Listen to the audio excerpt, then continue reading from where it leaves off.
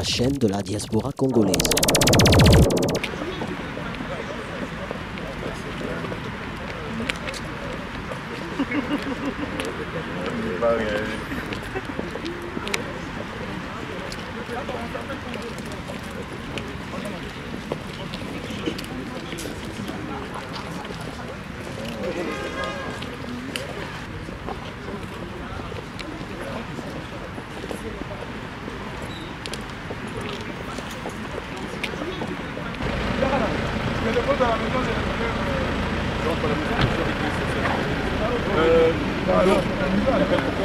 Moi j'ai demandé.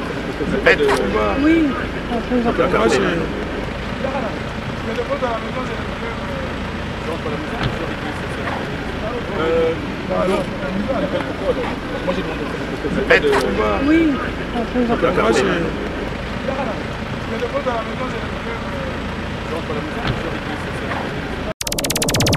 Télévision, la chaîne de la diaspora congolaise.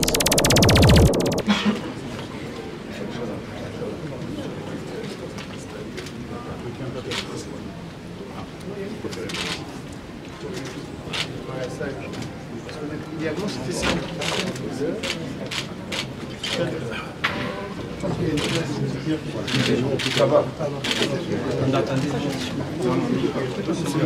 Non, mais parce que le monsieur... Télévision, la chaîne de la diaspora congolaise.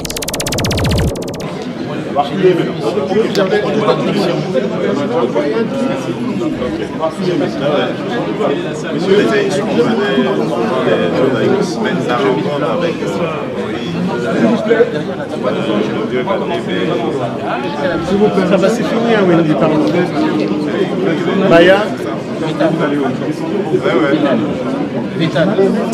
C'est bon.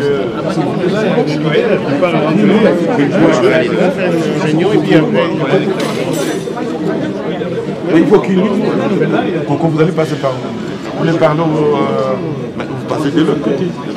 Mais vous attendez. Est-ce qu'il y a une urgence? Il y a urgence. Vous passez par là. S'il vous plaît. Communication. Ça va, c'est bon. Faites pardon.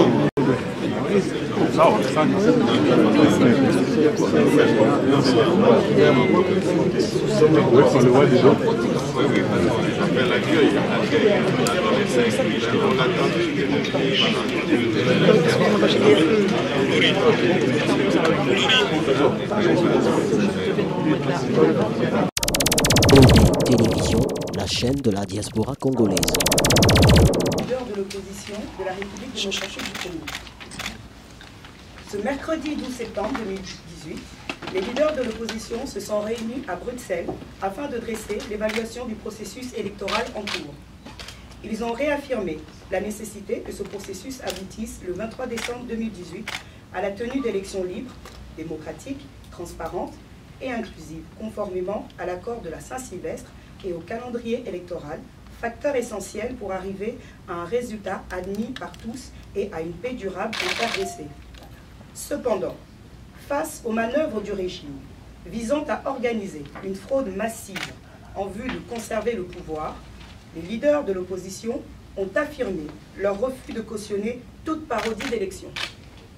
Prenant à témoin le peuple congolais qui a le droit de choisir librement ses dirigeants à la faveur d'élections démocratiques dont les résultats seront opposables à tout le monde, les leaders de l'opposition exigent de la CENI et du gouvernement le respect des points ci-après, posés comme étant des préalables.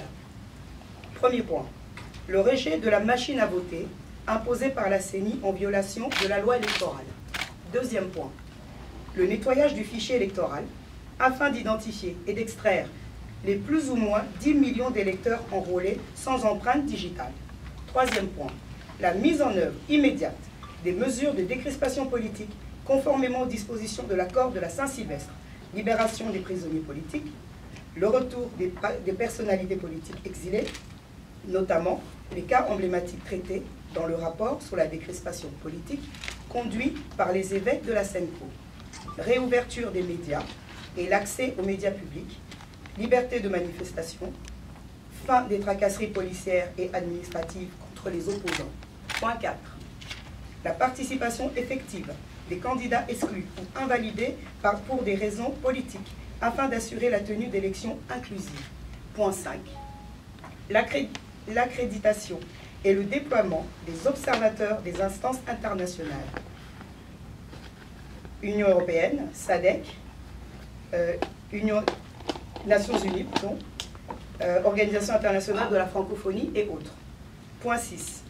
L'assistance de la communauté internationale, à savoir les Nations Unies, l'Union européenne, l'Union africaine, la SADC et la CIRGL sur le plan politique, financier et matériel pour organiser des élections inclusives dans la paix. Point 7.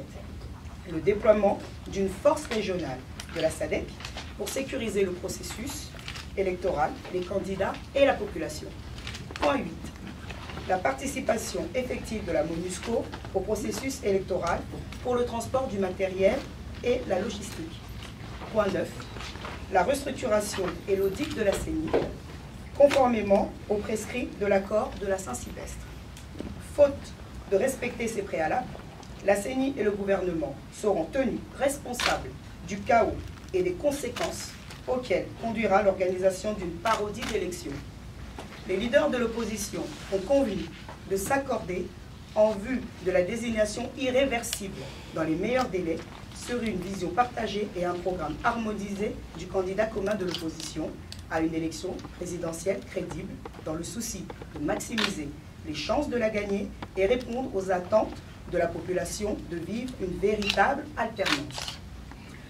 En vue d'arracher au régime dictatorial la mise en œuvre de toutes les exigences reprises si haut, les leaders de l'opposition ont décidé de mettre en commun leurs efforts ainsi que ceux de la société civile pour obtenir la tenue des élections crédibles, transparentes et inclusives que le peuple congolais attend depuis décembre 2016 avec la tenue effective. Fait à Bruxelles, mercredi 12 septembre 2018. Les leaders de l'opposition. Alors, M. Antipias Moussanyamouissi, M. Jean-Pierre Bemba Gombo, M. Moïse Katumbi Chapoué, M. Adolphe Muzito Fumuchi, excusez-moi, M. Félix Tshisekedi Chilombo et M. Vital Kamerhe Wakaningini. Télévision, la chaîne de la diaspora congolaise. Nous sommes optimistes, nous allons le faire, on va y aller. De la même façon que je vous disais qu'il n'y aura pas de troisième mandat, vous ne me croyez pas à l'époque. Nous y sommes aujourd'hui, donc soyons optimistes, ça va se faire. Au vu de tout ce que vous dites et que la CENI ne veut pas lâcher la machine à voter, qu'elle ne veut pas changer son fichier électoral, est-ce qu'il ne serait pas plus raisonnable de demander tout de suite un report ou une transition pour avoir de bonnes élections justement? Non, nous allons obtenir ce que nous voulons. Parce que c'est le peuple ici qui est souverain et qui voudrait effectivement qu'il y ait des élections et une alternance démocratique dans notre pays. Donc nous devons absolument être positifs et optimistes. Ça se fera. Tout ce que vous voulez et des élections le 23 décembre? Le 23 décembre, nous l'avons dit dans notre communiqué. Et les candidats invalidés, vous voulez qu'on les revalide, ça? Nous avons dit pour des raisons politiques. Ça a été très clair. Le communiqué est en votre position. Jean-Pierre Bemba, qui a été invalidé par exemple. Et il y a eu notre ami Muzito et tout le groupe des candidats que vous connaissez qui ont été invalidés. Et Katumbi qu'on a exclu. Katumbi, on n'a même pas accepté qu'il dépose sa candidature. Il y a un chapitre qui le concerne, les exilés politiques, surtout les cas emblématiques qui avaient fait l'objet d'une enquête des évêques. Ça a été dit. Non, je crois que le communiqué est très clair. Là, vous voulez maintenant que j'entre dans les détails, alors que vous avez très bien compris. Et les amis m'ont fait cet honneur de vous parler, donc j'ai répondu à toutes les questions. Jusqu'ici dehors, je continue à répondre. Président, la démarche auprès de la SADC, comment ça va se concrétiser Comme ça s'était concrétisé dans le cas de la brigade qui a fait la traque des ADF Nalou et l'M23 dans le Nord Kivu. Les mécanismes internationaux sont connus. Nous savons que l'insécurité remonte encore à la surface dans l'est de la République démocratique du Congo et ce n'est pas impossible que les brasiers du Kasaï s'allument de nouveau. Donc nous devons, quand on veut gouverner, on doit prévoir. Nous avons relevé les choses qui peuvent compromettre les élections. Donc nous sommes même de bonne foi. Nous avons aidé le gouvernement à voir ce qui peut porter obstruction à l'objectif que nous fixions. vers ça. Nous avons répété à plusieurs reprises, il n'y a pas un mois qu'on a invalidé par exemple les candidats. On ne pouvait pas faire ce qu'on ne connaissait pas. Le reste, Merci.